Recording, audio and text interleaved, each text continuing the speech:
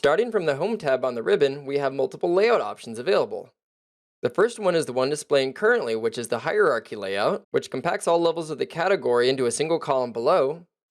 The outline layout, which contains an expand or collapse layout with each of the levels for the parent and child on separate columns. As you can see here, any of these can be expanded or collapsed with all of the data and corresponding information contained to the right.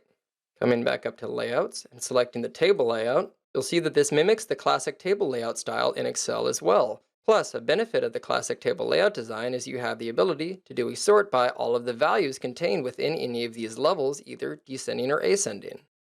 Coming back to layout, the step layout is similar to the outline layout with the addition of total and subtotal rows, as you can see here. Plus, with the stepped and the outline layouts, you also have bumpers that are automatically displayed to allow for quick and easy resizing of either columns or rows. Coming back up to layout, the drill down layout allows you to explore the data one level at a time with the ability to click to continuously drill into additional levels below.